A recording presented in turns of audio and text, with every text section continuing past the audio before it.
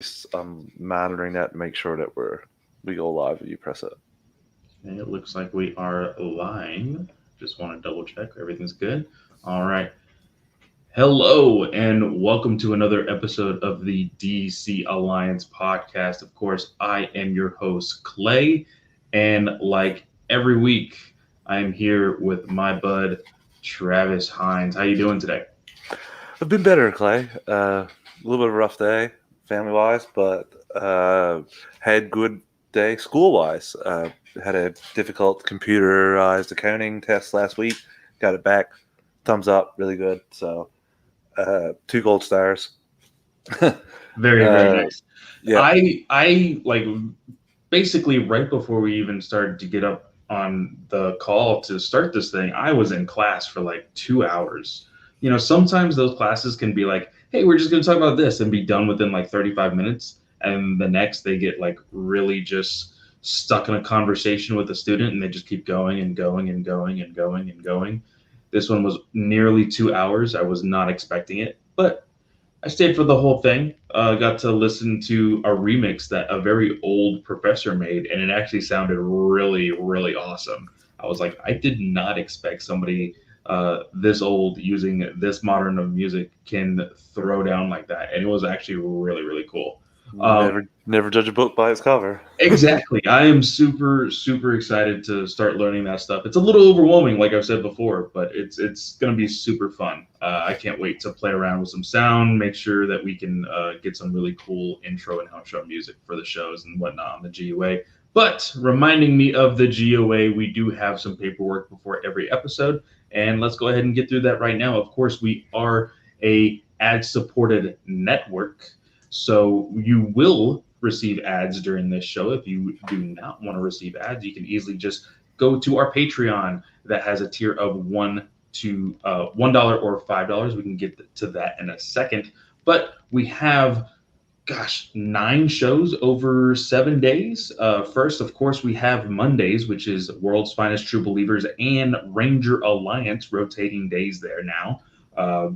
Today was the interview with JMD Matthias, which was really, really awesome. Me and Chris got to talk on a creator spotlight with him, talking all sorts of stuff, talking Spider Man, Captain America, Justice League Unlimited, Batman, all sorts of stuff. Really, really great show. Go check that one out.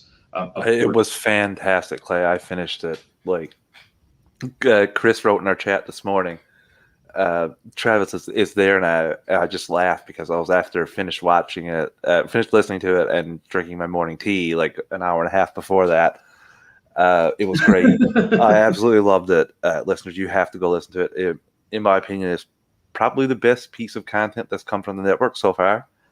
I really enjoyed it just because DeMatteis gave us a little bit more of an insight on like what a creator kind of has to go through in the sense of like, hey, sometimes it's not the writer that gets to choose the story. It is the company that's like, hey, we need a story with this character and this character. Go make that story. And then sometimes there's like, here's a handful of characters, do something with them, which is what happened with Justice League International. So yeah, really, really fun stuff. If you want to get in the mind of a veteran writer, for sure, go check that one out. Of course, we come live on Geekverse YouTube channel every Monday night. The podcast drops on Tuesdays.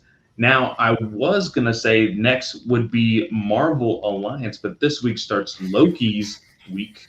So instead, we will have superhero discussions with you, sir. You're going to be switching those days with Marvel Alliance. Marvel Alliance will go live Thursday night, and the show will go live on podcast feeds on Fridays.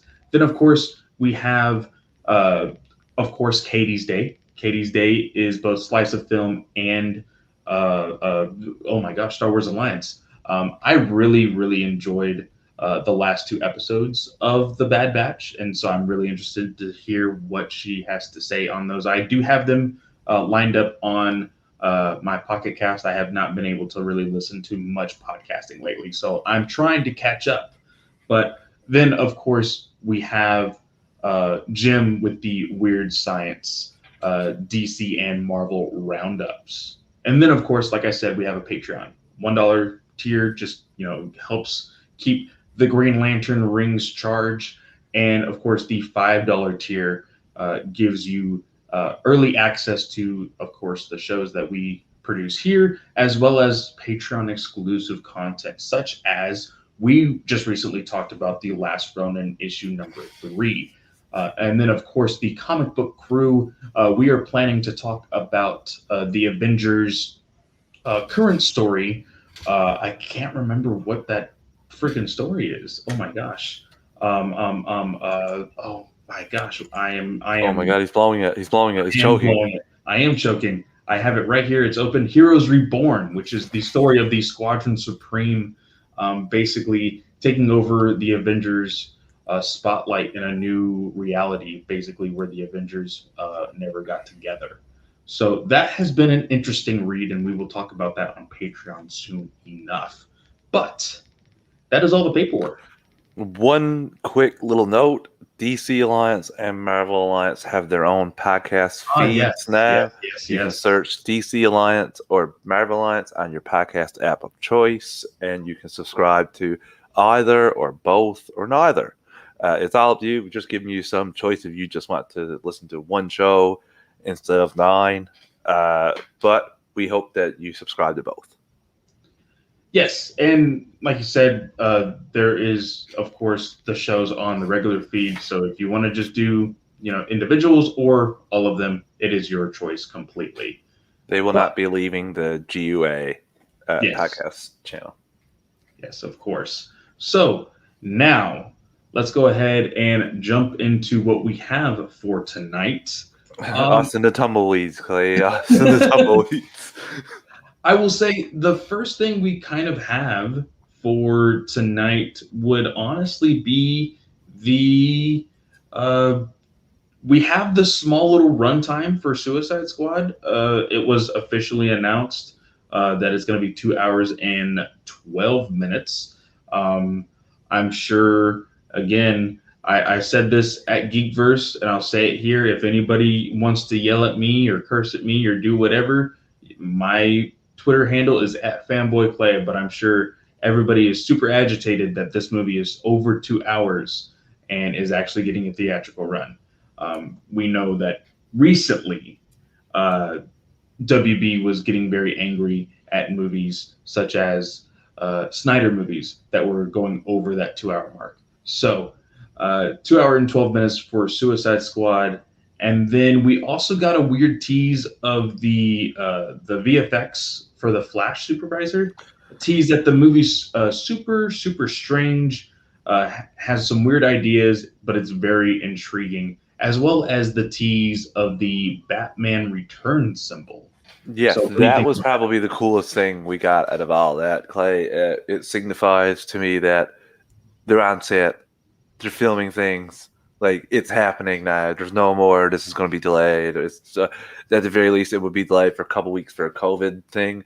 But even that, I don't see that happening now because of just the level of money they're going to spend.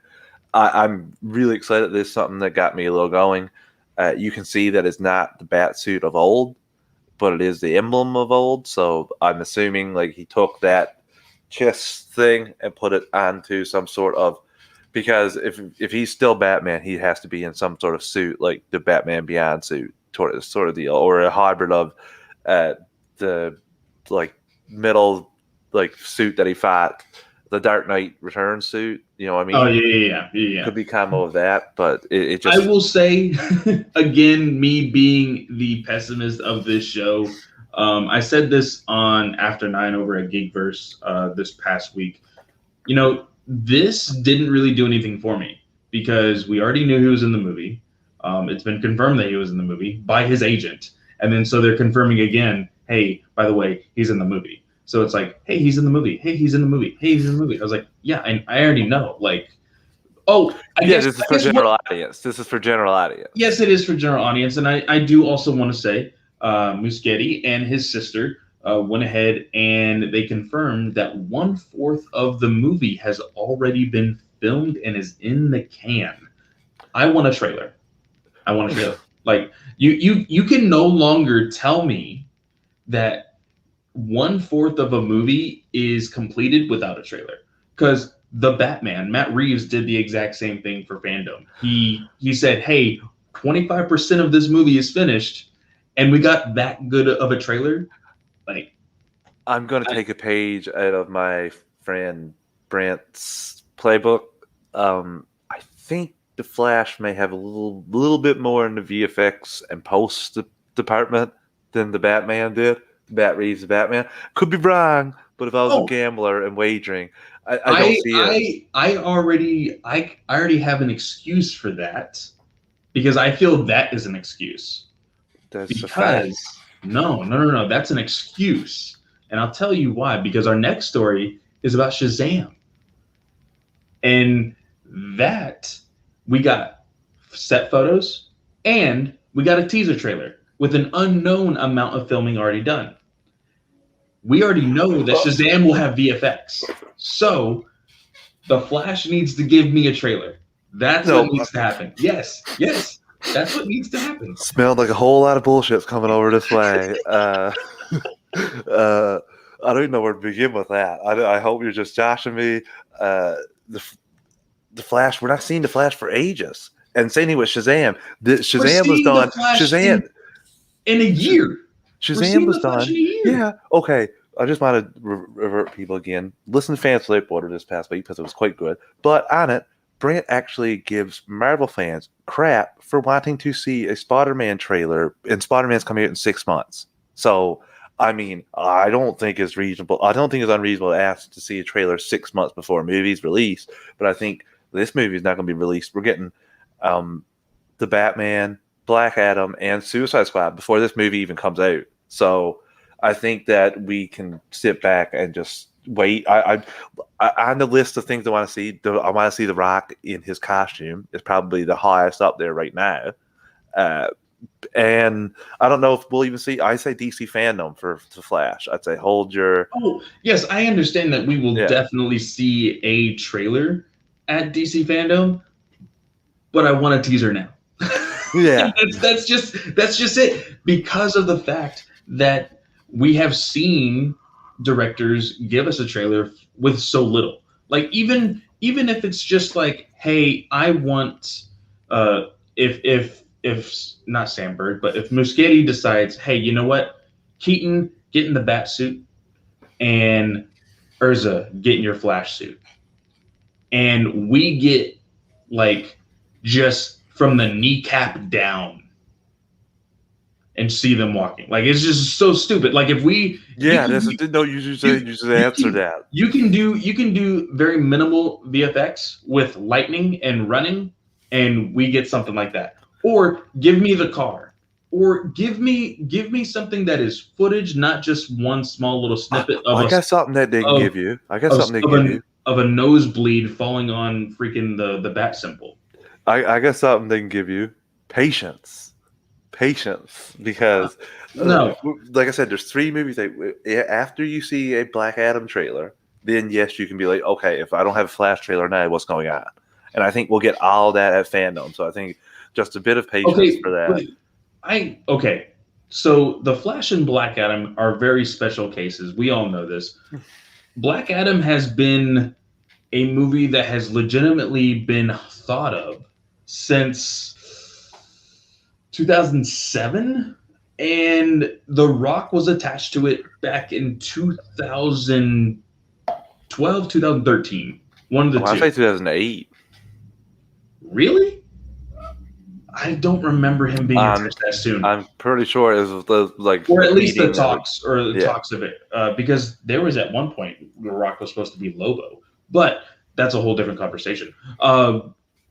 The Flash was announced the week of Batman v Superman and has gone through every director in Hollywood, and it finally is, in production.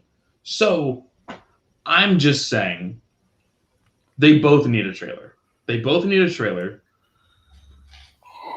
And I think both have probably enough footage to give us a tease, a legitimate tease. Because nowadays, everybody's like, here's a teaser trailer, and they give us 5 minutes. That's not a tease, that's a trailer. What Shazam gave us, that was a tease. It was legit, like 50 seconds, like of nothing. But you saw the silhouette of the brand new suit that Zachary Levi is going to be wearing. That is a tease. Give us a tease for the Flash, so that way I know for sure. Hey, it's in production. Because what you're showing me is a cake topper with a little bit of food dye on the bat symbol. That's what you're showing me. I think that Nathan is the voice of reason here. Which is not something a lot of people say very often. I had a hard time getting it out of my mouth, actually. Like, I was just like, but it's perfectly, I couldn't agree more with him. Like, we just got to relax a little bit here. Like I said, I want to see, on the list of things that I want to see a trailer for, it falls down in DC. But I mean, like, I'm sitting here waiting for my Spider-Man trailer that's only 6 months away. But they have a movie beforehand, Venom, that they want to promote as well. So it's the same thing here. You have the Suicide Squad. You want to push all your like marketing into that, and then after that, I can see you like dropping in some Flash stuff. If this is the case, and I understand that the Spider-Man film comes like you said in 6 months, whereas the Flash is a whole year. Yeah. But if this is a stupid case of playing chicken between the two, like, hey, who's gonna drop the first official? No, I don't think it even close. I would be so upset. Like, that's definitely not the case, Clay. It's definitely not. It's just that, like, they don't even in the totem pole. You're going to have several movies come out before the Flash, so you just don't want to what's the word? Like, overshadow, burn up, or you overshadow or use up like some momentum for that trailer that will fall on deaf ears because you got so many movies before that one comes back out. So I just think it's just a matter of timing. I don't trust WB with anything, so and all the same people are there. But every once in a while, like a really good movie, it doesn't matter what they do, it works out. Like Aquaman, for example, or Wonder Woman. So the first Wonder Woman. So yeah, that is true. I think that we just a bit of patience, but I'm really looking forward to this. I can't wait for this film. I'm interested to see when Ben Affleck's going to get there and start shooting. Yeah, it's odd. I think I saw that they switched locations on filming the Flash, so who knows? Yeah. As of right now, all we see is Ben Affleck leaving and going from Jennifer Lopez's house. Giggity. But yeah. The next part of news, like I said, is Shazam. Dude, this suit. I loved the first one. That's because I just gotta say that's because he's a king after winning his matchup and becoming the number one contender. Oh yeah. I will say this, that I am the better man when it comes to Rocket League. Mr. Snell, I know you're listening. So yeah, just know that. I did win the match on the charity stream. It was a really close match. I'm not gonna lie. I was gonna say I blew a lot of smoke, but I didn't because I won. But I thought I was gonna win 3-0, but he surprisingly got one match on me, and we went 4-1. So yeah. I will say I watched the whole thing as someone who didn't gamble on you pre-game because I didn't see you or Snell play, so I'm not into gambling with no control or knowledge because I do gamble on sports a lot. But after, I'm not gonna lie, Clay, after the first 3 minutes of the first game, I would have pushed my chips in the middle for you. It was pretty easy to see. No offense to Mr. Snell, you did give it a good shot. What I have issue with before we get into the Shazam thing, Mr. Snell was saying that he lost you on purpose to quote unquote make sure that the people donated who said they were going to donate if you won, which I didn't see any of that. I just want to say that if that is the case, that completely throws the validity of the entire championships, the entire organization into question. Who's to say that Mr. Snell hasn't bribed people to lose to him on purpose in the past to make sure he has had the belt or held the belts? So if he's going to go down this line of I lost to you on purpose, it kind of may throw his whole leagues, his championship belts might be worth as much as Oh, the and Kirkland and Taylor said that. the They said WC. that on Yeah, stream. And if anybody wants to go watch the stream, it's 9 hours, so it is a huge chunk of your day. But if you want to see the match actually starts at 8 hours, 13 minutes, and 2 seconds. I actually found it for a friend of mine so they can watch it. It's about 40 minutes long, so not too much out of your day at that point. And it's really fun. So go watch it. and just the one other point about that, if that were the case, the belts are pretty much as meaningful as when David Arquette held the WCW belt. So I think you just won fair and square, and now he's going to have to regroup and actually dust himself off. Because I didn't think he gave you We do have respect. We do have a title match in November. Yes. Everything is being set up by our managers. So we do have a title match in November. So keep an eye out and an ear out for that one. That's going to be really, really fun. But yeah. Anyway, Shazam. This suit, I will admit, and I said this joke in our chat, when I first saw this suit, I immediately thought of Mr. Miracle.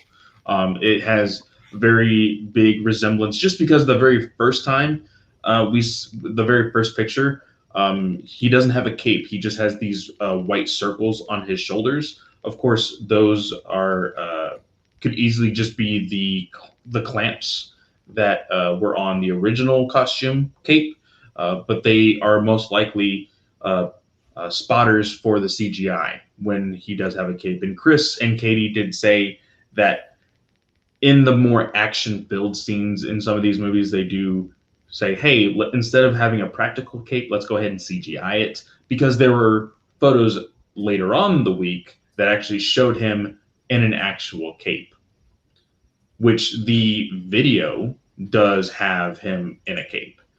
They do have him in a cape. And like I said, it's 50 seconds long. Oh, not even. It is 17 seconds. I It's just watched 17 that. seconds, and it's just his silhouette. And he's like, maybe we should have a little bit of light in here. I will say, I did some digging as far as what people are saying about this, and Sandberg did a little bit of a questionnaire on or a Q&A on Instagram. So somebody asked him, the chest symbol looks full on the gold, no light up effect for this round. And he says it will still light up, but not all the time. So I think for a lot of people, that was a big criticism for the movie. The light was kind of distracting. It was very large, although very, very cool. It was very practical for sure. I enjoyed it. I think the only problem that I have with this only lighting up sometimes, it's going to look more like an action figure.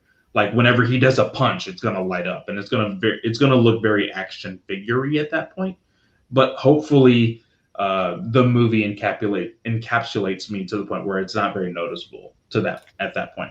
But he also confirmed that the Shazam family will also be getting a suit upgrade. So everybody has new suits. He even said it would be weird if they didn't have all new suits. But yeah, I'm really excited about this film. I think Zachary Levi is very excited about this film. He's talking about it. He's basically going on to everybody who has commented or said anything about the photos, and he's actually responding to people. So this is who Zachary Levi is. Very big nerd in the nerd community. So I'm super excited. What do you think overall about the suit and the teaser? First off, if I was Zachary Levi, I'd want to keep the Shazam gravy train running as long as possible. So I would comment on every single thing anyone's ever posted and say, yeah, I love it too. Yeah, all that stuff. Because, I mean, who wouldn't want to play this character? You're essentially a big kid. That's what you do. I like the suit, Clay. I like it a lot more. I thought the padding in his arms and shoulders were a bit much in the first film. I know it did. It didn't take me out of it or anything. Just a couple times I looked and was like, okay, like that's a bit much. It will be cool too if this is. It'll be what I'm interested in seeing. To be honest with you, is a side by side comparison of the Rock suit and Rock's Black Adam suit and Zachary Levi's Shazam suit. Be it see it's the same material, kind of the same look. I think Because that's what most people are saying. They're saying, "Hey, we want it to mirror them a lot more," just because that's what it essentially does in the comic. yeah, And we all know, just because of course, the history lesson in the actual movie of Shazam, Black Adam came first. So whatever his suit looks like, Shazam should technically mirror that. And if the old suit necessarily didn't do that, then it wouldn't really make a whole lot of sense. So. Tony asked a good question here. Do we think Savannah or Mr. Mine will make an appearance more than a cameo or reference? Because he was referenced at the end of the last Shazam. I want to say Sandberg has already answered this, but I'm not entirely sure. You know what? No, Sandberg didn't answer this. I was doing my weekly little like browsing through DCEU leaks, and it's so funny because there's a guy on there that has his source as "trust me, dude." That's his source on every single thing that he posts. It's "trust me, dude," which I find is hilarious that people actually go to this guy like, "Oh, tell me all the DC secrets."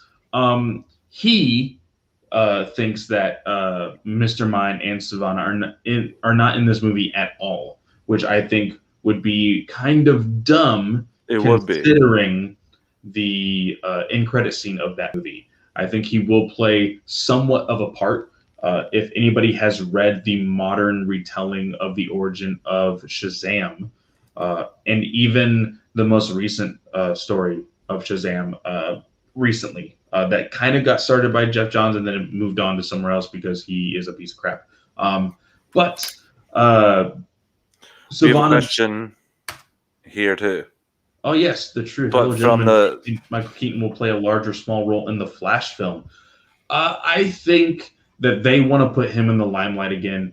If you use him as a gimmick, people will never ever let that down. They just won't. You're right about that. Hey, Truth. Streams are great, by the way. I think that they want him to play a large role. I think it depends on what you want him to do going forward, because there's a lot of talk of him essentially being like old mentor to Batgirl. I don't know. It all depends. There's so many things surrounding this casting of him being in the modern DCEU. There's things like, oh, he's going to be taking over for Ben Affleck's Batman. Oh, he's going to be this mentor to Batgirl. Oh, he's going to, be a Samuel Jackson's Nick Fury to the Justice League. Like it's very odd. There wouldn't be any reason for him to be a Nick Fury in a universe that he's not familiar with. I think that would be very, very odd, because if he is jumping universes, because that I would feel is the only logical sense for Keaton to be in this Flash movie.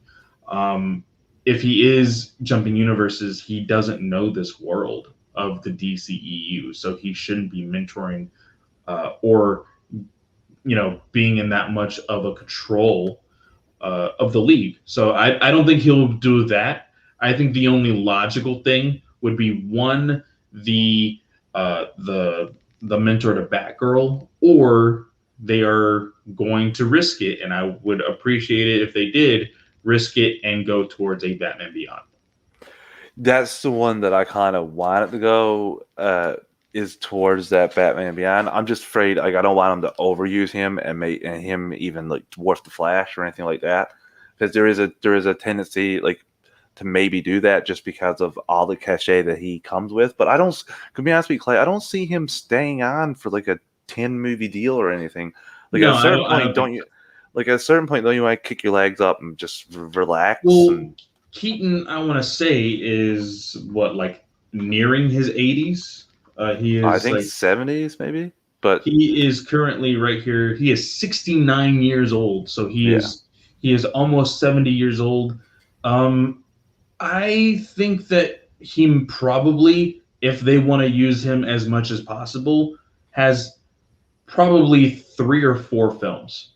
If they want to like rush these movies, like not necessarily rush them as far as like, hey, we're going to make them crap movie. But like as far as like just hey, we want to try to make these movies quick because they know hey we don't have much time with this guy. And if you kind of look at if they do go the Batman Beyond route, Bruce was the guy in the chair, so he doesn't have a whole lot of Yeah. action. So maybe that is kind of the best role for him. But who knows? Yeah, maybe they could even explore his Earth and him being like the Bruce Batman Beyond type there. That would be nice. I always wanted to get Terry McGinnis. I don't know if we'll ever realize that, but maybe. Thanks for the question, Truce. And yes, just drop us a line. We'd love to come out and set something up. Yeah, so that was the Shazam costume. You want to take our first ad break at 30 here? Yeah. Yeah. Of course, we do not choose the ads, so I apologize if anything offensive comes on.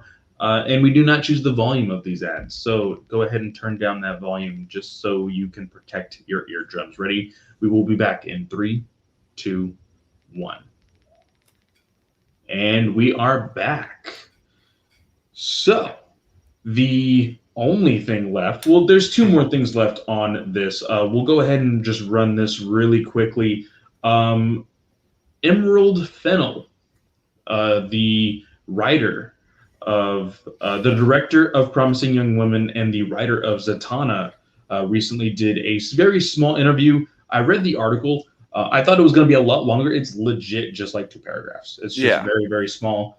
Basically, she was telling, I can't remember exactly who it was. Was it Variety? I think it was. Yeah. Basically, that's what I remember. Yeah. Yeah. She's basically saying, hey, I'm writing Zatanna as a dark film. It would be awesome if it happens, but Snell and Chris brought up a really good point. You know, this is just the mock-up. You know, this could easily be very much manipulated before it goes into actual production. Like, I don't think this is the actual like final script. Excuse me, final script. If it is, that's awesome. But I think that, of course, with WB's track record, if it's too dark, they'll pull away from it. Which I hope they don't. You know, with her being in the the realm of Justice League Dark and with mysticism and all of that, I think it does need to be dark. Yes, especially like her losing her father plays a great role in who she becomes and what she decides to do. So I think that you got to stick in those elements. I enjoyed Promising Young Woman. I think that she can definitely do this. It excites me. I'm just, I don't know, wait and see approach to this until we actually get it. But I would love for this to connect to some sort of Justice League Dark. And we got a question from Nathan. Nathan, we will tackle your question next week. I am actually writing that question down right now, so that way we can answer it next week, because that is a lot of research. Yeah. I've gotten a little bit more into, with me being an audio engineer. Now I can officially say, because my professors say that I am now working in the professional business. I'm not even graduated yet, but they said you were technically an audio engineer. So with that being said, I have been paying very close attention to anything that I listen to, anything that I watch, and everything else. I want to do a lot of research for that cast, because I was the one that said I want a Injustice series and not just a movie. So if for some miracle they decide, hey, we wanted a series instead of a movie, I want a cast that I would appreciate being there for a few seasons. So I will definitely be doing that research, Nathan. So we will talk about it. But the last thing we're going to talk about kind of goes into our questions for the night.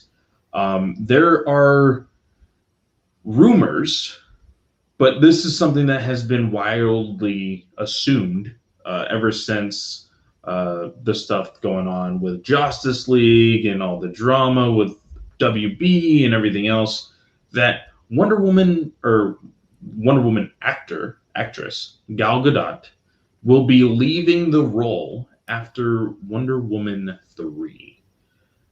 Like I said, this is something that we've kind of already assumed, but Travis, what do you think about it? I don't want it to happen because I've really enjoyed it in the role. But if she's leaving for the reasons that I think it could be, and not the trying to find a new role or expand her acting. I think it's more so she's had 3 kids since she will. This will be her 3rd kid, I think, maybe 4th. I think this will I be think it's her. third. Yeah, so this will be her 3rd kid coming up since she's taken the role. Yeah. So this is pretty much all she does is Wonder Woman. Yeah. So I think that she just wants to be a mom, maybe just wants to spend time. Like you watch these documentaries of the successful people, and the majority of the time you're not home. You're away from home. You're away from your kids. You barely get to know them when you grow up. You're giving them opportunities in this life, but I mean, I'm sure she's banked enough from the Wonder Woman movies to just live peacefully. She can definitely go into modeling again if she wanted to. So I think that this is just honestly, I think she just wants to spend time at home with her family. But now that could be she could maybe want to star in some like dramas and all this stuff, like reinvent herself. But I don't think that's the case. I don't think that she's sick of the role or anything like that. No, see, I don't think she's sick of the role. Uh, I think she wants to do more things. Same thing with the way Robert Downey Jr. was like, "Hey, I'm tired of this role. Let's do something else." Especially with him, he has his production company now, so he wanted to work more into that.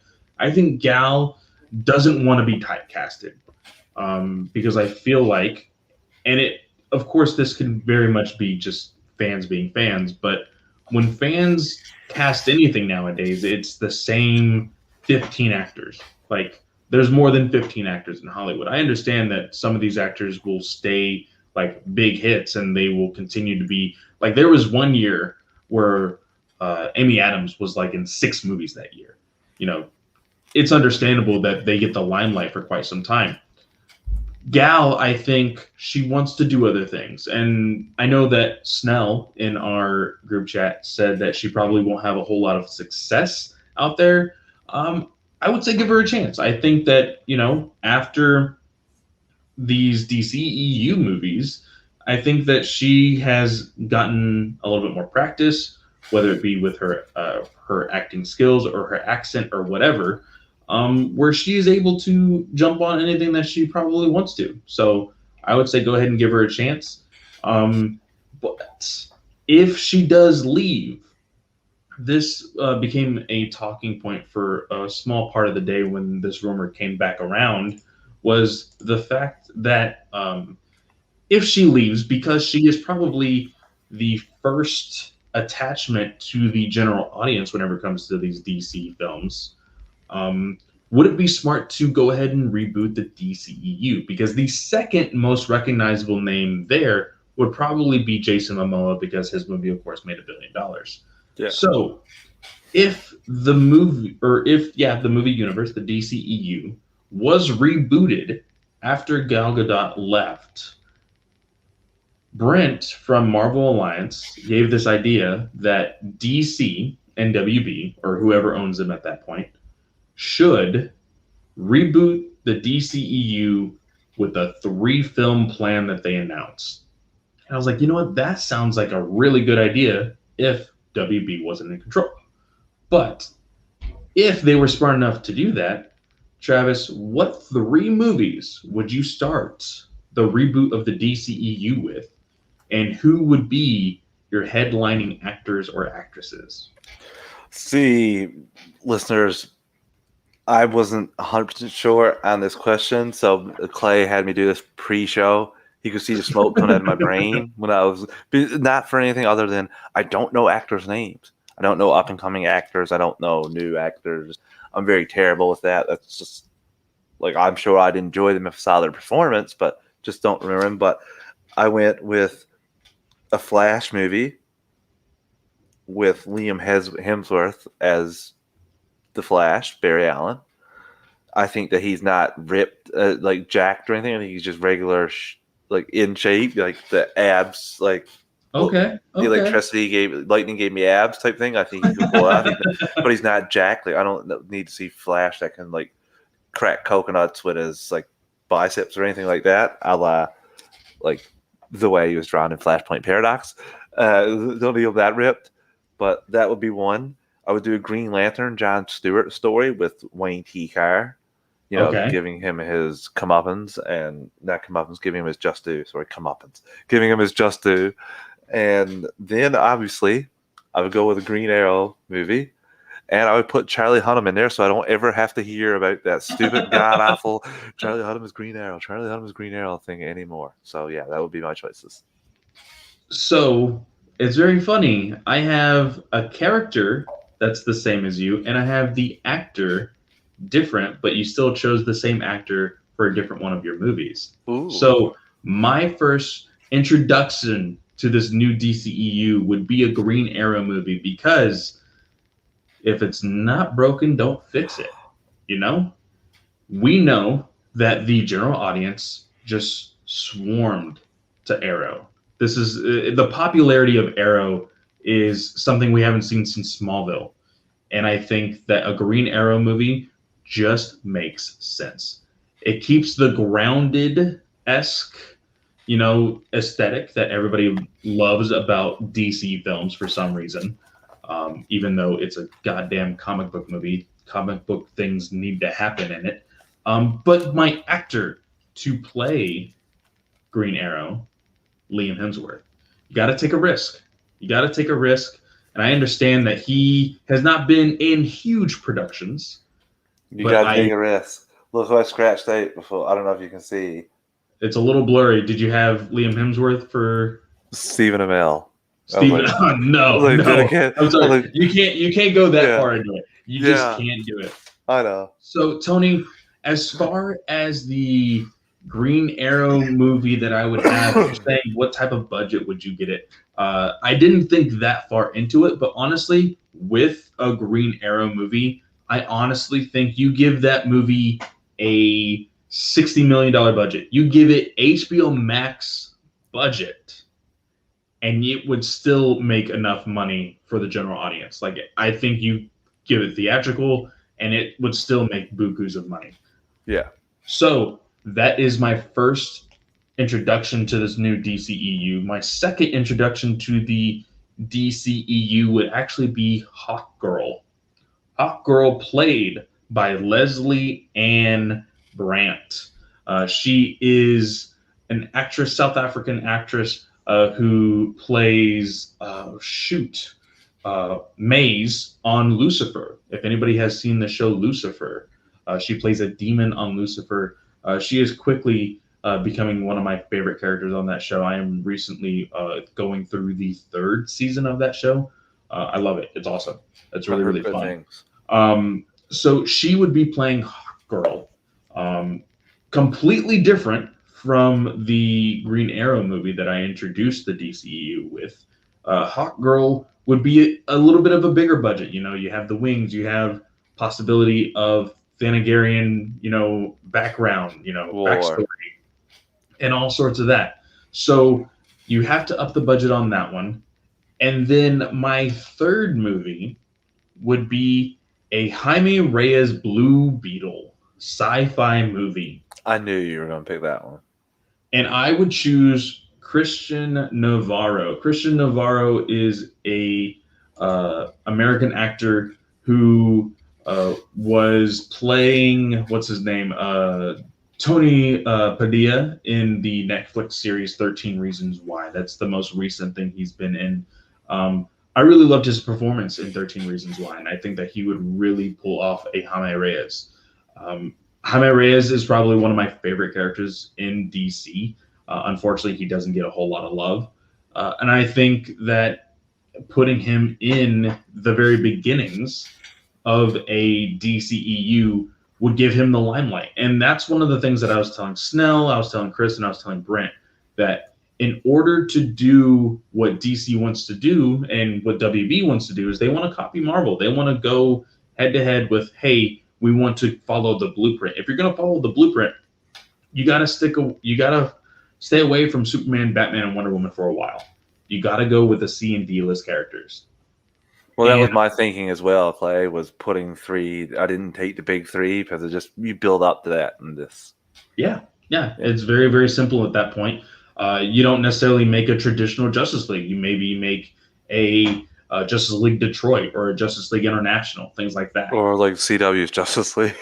Basically. But then you can go on into bigger things. I think that is probably the way to go if this is true and if they decide, because eventually even Marvel, I feel like, 15, 20 years down the line, um, I would love to say, hey, they're still going on this crazy journey of what the MCU started as. But we never know. And I think they will eventually need to reboot some stuff. And I think eventually so does DC. They need to start from scratch and kind of like say, hey, we're going to settle the waters and decide we're going to start fresh. And this is the way to do it. Yeah, I kind of like those choices, if I'm being honest with you. I think this leads into our couple questions that we have from tonight. Yes. And I'll read out Tony's question while getting 93.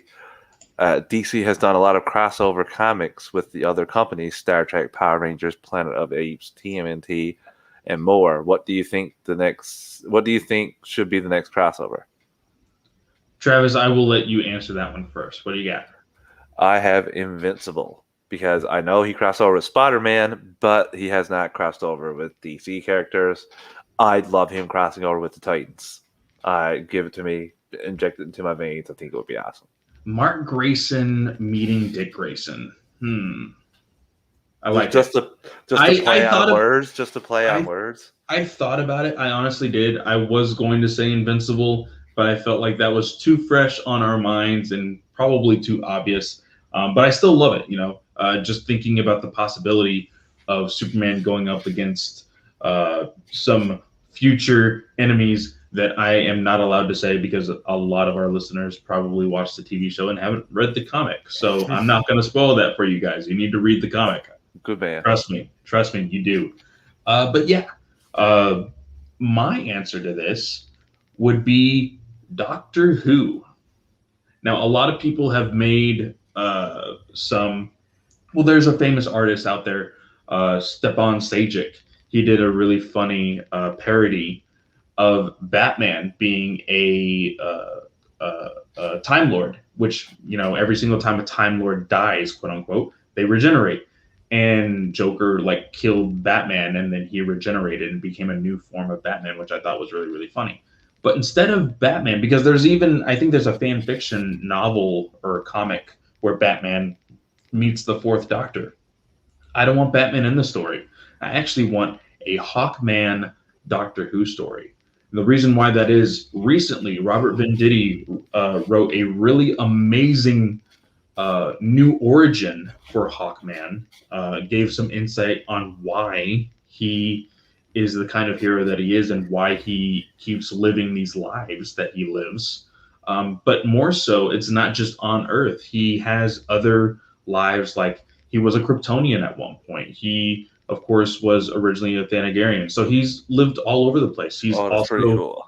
He's also lived in the Macroverse, where Captain Atom, or not Captain Atom, sorry, the Atom, works. So all sorts of that stuff. So because he is technically an alien that has lives in other planets, I think it would be really cool if the Doctor was visiting the DC universe and going to different worlds and still meeting up with this Hawkman. And then they eventually realize, hey, it's the same person that they keep interacting with over and over and over again, but they both have different faces. Don't blow my mind.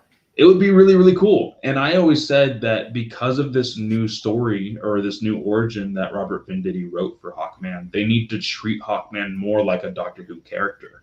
And they need to have adventures in that way instead of, this very oh, he's Egyptian and he does this and does this. There's a whole new origin to him. So I think that they need to really dive into that and really have fun with it. Especially the old origin wasn't exactly the most exciting thing in the world or anything. What I mean? It wasn't. His origin is there's this things called the Deathbringers that were basically at the dawn of time. And he was a Deathbringer, and he killed and murdered all of these innocent lives. And as a curse, he has to live the same amount of lives that he murdered. And they were in the millions and billions. So that is why he keeps reincarnating. But you learn a little bit more of that mystery as the story goes on. So, like I said, really, really cool story. If you guys want to go read it, all of it is on the DC Universe Infinite app. So go check that one out. It's Hawkman by Robert Venditti. And the only other question here is from Katie, which asks, "How does it feel beating the Snell?" Oh, it So feels great, Katie. It feels amazing. I went in there and I was like, you know what? If I win, I win. I'm the best that ever was. But I also thought if I lose, it's just a belt, you know? Like it's just a piece of you fashion. know what you know what I would care about if I were you, Clay. The only thing, the most satisfaction I would get if I beat Snell would be the fact that he has to then get the belt, put it in a box, go and buy like a page of stamps and send it to you. Like there's so much hassle Well, and annoyance that goes into his daily life. So at the very least, you'll have like annoyed him for a full day just for him having to and send and I belts. and of course, like if I would have lost, I would have had to watch that god awful movie Justice League and streamed it for you guys, and it would have been horrible. Trust me, that was on my mind. That was my motivation to not see that movie again, and I swore to never watch that movie again. So it was on the line. But I told Snell, like in the end, the only reason why I wanted to beat him was the fact that I get the opportunity to take that bet away. Not because I want it, just because No, just yeah, because he can no longer hide behind it you're once I essentially take uh, it.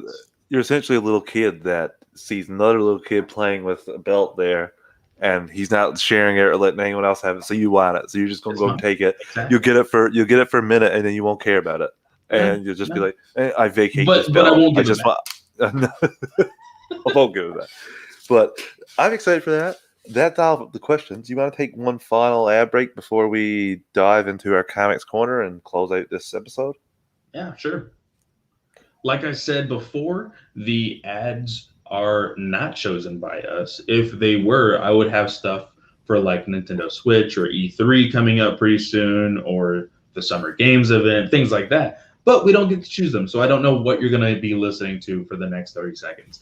But like I said before, turn down those headphones just so that way you don't mess up any audio in your eardrum. And we will be back in 3, 2, 1. And we are back. So, the two issues we'll be talking about today: Batman 66 meets Wonder Woman 77, chapters 9 and 10. This has a little bit of a time jump, like we saw at the very ending of the issue number 8. This story is, I actually really, really enjoyed this story. This one, of course, deals with, like I said, a time jump. Uh, Let me go ahead and read the credits here. Chapter 9 is written by Mark and Drago, Jeff Parker, pencils David Hahn, inker Carl Kessel, colorist Mad Pencil, and letterer West Abbott. So we get an appearance of Killer Croc to start off with. I thought that was really crazy. We were talking about the past issues and how this gave an opportunity to introduce characters that are in the Batman mythos, but putting them into the 66 universe. Killer Croc was not one I was expecting. Same. I was really surprised. I think the most outrageous character we might have gotten in that show may have been Mr. Freeze, I think. Just the way he was design. But here, he's a full-blown Croc, that's for certain. He's not, like, half or anything. He's not like Batman the Animated Series, where, like, after a while, like, he needs to keep taking these things and keeping that way. And Wonder Woman even calls him out on it and saying that the weather is making him slower. So little touches like that, I kind of really enjoyed it. I really enjoy like Wonder Woman just bursting on the scene. That's how we start this issue. It's just right into the fight and right into the year too. It's easy to see because when Wonder Woman's fighting, they even play the music from the show Wonder Wonder Woman. Woman. Like they Dude, even as soon as I turned this page, that's the exact tone and yeah. everything that I read it, and it was great. But Wonder Woman is able to take out Killer Croc and his assailant, and we meet the commissioner, Barbara. Yeah. This was different, Surprising. surprising for sure. But this does play on a lot of future stories, especially Batman Beyond. We know Yeah. that Barbara does become commissioner in that universe. So, and she does say, "Hey, we, took after our fathers. We wanted to walk in their footsteps. Blah blah blah." And Wonder Woman's like, "Hey, actually, there's this symbol here. I think it's actually Arabic. Something about the League of Shadows.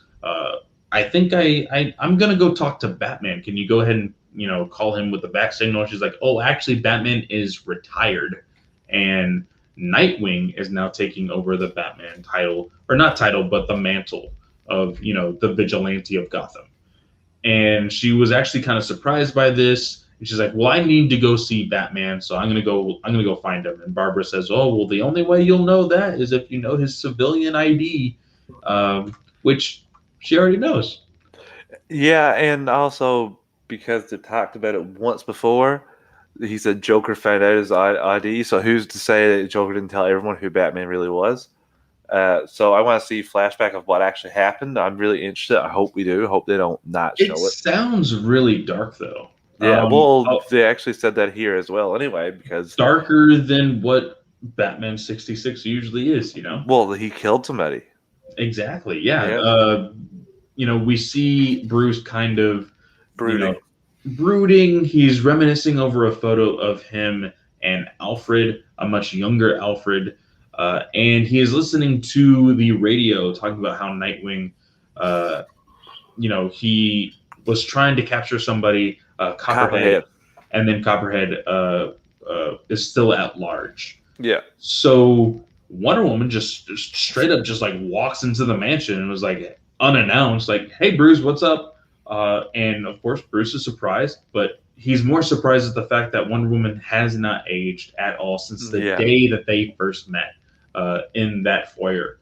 And she is more so just upset at the fact that, like, "Hey, why did you retire Batman?" And Batman and Bruce says something very interesting here. He says Batman could no longer be trusted.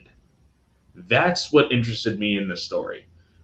There is a lot of reminiscing on Batman's part as far as like, and more so brooding about the events of why he is no longer Batman. But the fact that he said he can no longer be trusted, I'm in the same boat as you, Travis. I want to know what exactly went down that night to get him to the point where he thinks Batman could no longer be trusted. It's very similar to me. That I want to see how Robin dies in the future nightmare timeline. Like I want to see Mhm. it. Like just because like you can't tease this to me. Same thing here. This is great. Like they go into the back cave and she's even reminiscing about the first time she found this cave. It's all really nice little touches there. And he's just saying like he don't want any part of it. Yeah, and He he, don't want to he help. he said like I really hope that you could have visited sooner because back in the day the Batcave was like the top notch of everything and the best science lab we've ever had in Gotham and blah blah blah blah blah. And she finally says like you could have done more still being Batman. And he says something very dark happened with the Joker. The fact that he says here, "The Joker, his mischievous crimes took a deadly turn. He finally discovered my identity and came after me in the Wayne Manor." Yeah, he said Alfred didn't survive. He said, "Poor Alfred was frail. His heart couldn't take it. The invasion of our home, Joker, couldn't withstand the wrath that followed. Uh, I fought too hard and too long. I ended up at my beginning." Basically saying, like, my parents are dead and now Alfred is dead. Like, I can't take that anymore. I'm just not going to be Batman. And this is harsh to see. This is something that, of course, we as fans of Batman would always wonder, because we haven't really yet to see it. We've kind of seen it recently in the modern DC Comics. Minor spoilers for a now 2-year story with, almost 2-year story with Tom King's Batman. Alfred has actually died. And so there was a point of mourning for Batman. Now, so not so much. Things are kicking into gear with a lot of different stories, and that time of grieving is over. But we are now in a DC continuity without Alfred. So we kind of got to see that. But seeing a Bruce Wayne from Batman 66 that was so happy, that was so lighthearted, and now seeing him legitimately be the dark and brooding Batman that we know is kind of odd, you know? Yeah, it takes you back a little bit because he was the one constant of he 100% confident and just 100% happy and go lucky. So it was like all the Bruce Wayne performances, he's just the least brooding, but he's full on brooding here. But that makes sense because that means that a murder would hit him far more than it would your average Batman. So or your run of the mill Batman. So pretty interesting. And I love him giving Wonder Woman the pager to contact Nightwing. Just a Yeah. nice little touch. Yeah, you know, she's really like, hey, I really need Batman right now. And he's like, well, Batman isn't here for like the 5th time, but Nightwing can probably help you out. Here is this tracker. It'll get you the location of his night cycle, and he can help you out. And so we actually see an appearance of a good guy Catwoman. She is now working on the side of good, kind of. Yeah. Because we do hear there's when she's telling the story of how when she left Paradise Island finally, because she was staying there for quite some time to basically what's the word? Not she wasn't in exile, but she was in protection of Paradise Island, basically. But she finally was able to leave, and at some point when she left, she stole some stuff again, and we'll get to that sooner or later. But here, we get to see this really cool action scene because, yeah, we see Nightwing at the very end of this issue, but it opens up in issue 10 with this huge action scene. Yeah. So in the beginning here, Nightwing is fighting Copperhead. Catwoman kind of gets in there as well, but Wonder Woman actually helps them. Like she pulls away Catwoman, and then Nightwing is able to say or capture Copperhead. Yeah. And it's really funny because Wonder Woman throughout this entire issue continues to call or almost calls Nightwing Robin, and she's like, "Man, I got to get used to that." The fact that she's acknowledging that and trying is all that you would need, especially Nightwing's not going to say anything. He's goo goo gaga just like he was when he first met her. Yeah, and it's really weird. So Catwoman, I would say, was around the same age as Batman, but she looks super young here, and she's acting really young here. Well, this is I think this is know the third Catwoman because there was 3 in that whole series. I think there was 3, but they're all supposed to be playing the same character, right? Well, yeah, but we saw no, they are, but they're playing their takes on the character the way they. Okay, I can kind of see that. Yeah, You know, like I could also say that like maybe Paradise Island kept her from aging maybe a little that bit. could be it too. You know, That could be it too. She could have took a dip in the Lazarus pit. There's a couple options there, but it is a little. I wish they would have pointed it out. Yeah. But Wonder Woman kind of catches up Nightwing on why she is in Gotham and what she needs to be doing. And so they go to Catwoman's club and they tell Catwoman, hey, Roz is probably in town. We need to figure out why he's here. And she's like, okay, well, let me come back. I think I know why. And, you know, both Wonder Woman and Nightwing are like, why is Catwoman so spooked? What's going on? Why is she so scared? Wonder Woman makes the offhand comment like, hey, Roz is kind of a formidable foe. He's kind of a scary guy. There's reasons why you should be scared of him. But Catwoman explains that when she left Paradise Island, she went back to the guy who had the books in the first place that she stole from for Talia. She went back and stole them again for herself because she found treasure maps. And she's like, well, if there's treasure, I must have it, you know? That's just who Catwoman was. And at this time, curiosity always kills the cat, but it never kills the bat because Bruce is in his Batcave looking at these maps as well, and he's just like, God, I have to look into this. Well, it's an enticement move by Robin. I almost did it too, Wonder Woman, by Nightwing to try and get him into the game. So I love that you talk about that and then you throw that in just to back that up. And he has a little conversation with Alfred. I gotta say, we gotta jump one page because I gotta talk about him having you got to go to the shot Which one? where he has both on his shoulders. Oh, yes. Yeah, this is the next thing, but I want to talk to back one. This is such a great thing here. This is fantastic. You have Alfred on one ear and Joker on the other. Both of these died, and just a great weighing on his conscience over and over again. I just love that. I didn't expect that from this book at all. And Joker says that Bruce killed him. Yeah. That is interesting. Something tells me that could have happened after he killed Alfred. Exactly. He probably broke his one rule and he finally killed Joker. Now, I will say I'm interested in what kind of take this story has on that, because we have seen the realization of Batman killing Joker turned out to be the Batman Who Laughs in DC's continuity. You know, the whole thing with metal and death metal and all that. So I want to know what happens here. You know, clearly he hasn't gone insane. He's just very much entrusted himself to never be Batman again. But we do have this conversation with Nightwing, Wonder Woman, and Catwoman again about like, okay, well, what exactly are these maps, pointing to? What's going on? They figure out that one of them is in, one point is at the Mascara, another point is the modern day Gotham, and another one is in Nepal. And Bruce finally figures out, oh, wait, they're all Lazarus pits. So, of course, what is a Ra's al Ghul story without Lazarus pits, So we do get a voice on both sides of the panels, on the outside of the panels in the room where the group is, as well as in the room or the Batcave where Batman is, where Bruce Wayne is. Talia is actually there, and she is threatening to kill Catwoman, while Ra's al Ghul makes his appearance in the Batcave.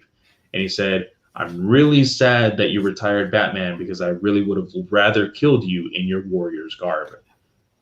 That is a really cool ending.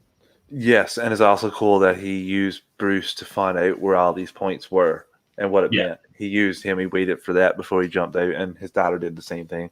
Just classic training from Ra's, and he's a great villain that we never got in 66, but this is making up for it here. I love this book, Clay. I'm really enjoying it, and I'm kind of sad to see it go next week. Yeah, next week is going to be the last issues that we're going to be talking about. So we're also going to probably talk a little bit tonight after we finish recording about what we could be talking about for the next few weeks. We will have the list for you guys that night. So next week, Monday, be prepared to start voting on the books that we will have for you guys. Until then, I think that is it for the cast this week. Travis, where can they find you? They can find me on Twitter at Travis_156. You can drop me a line. We can chat about DC anytime. I also host superhero discussions.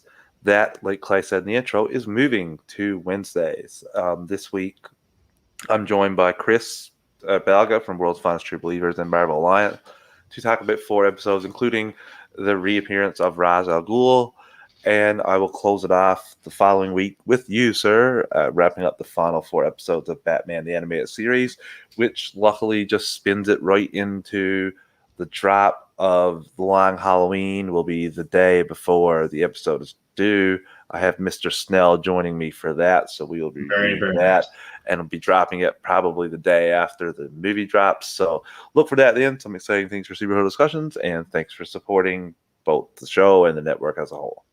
Yeah, and of course, you can always find me at FanboyClay on Twitter. I am trying to be a little bit more active on TikTok. I haven't really found anything that is super polarizing for me to school anybody at, because I feel like that's the one thing I've been doing with this whole thing with Disney's gonna buy DC. It's not gonna happen, folks. Sorry.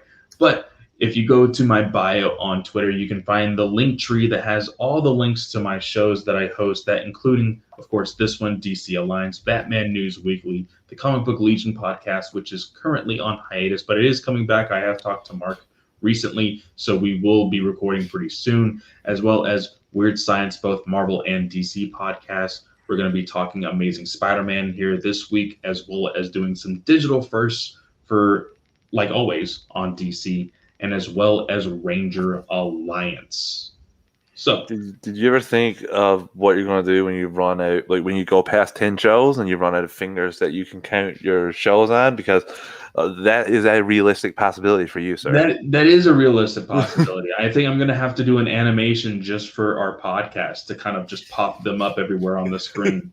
But like I said, that is it for tonight. Thank you guys so much for joining us live. Thank you for the questions. Thank you all who submitted questions. Remember, like I said, my DMs are open. If you guys decide a random question, I am going to be talking or thinking about yours, Nathan. So look out for that next week.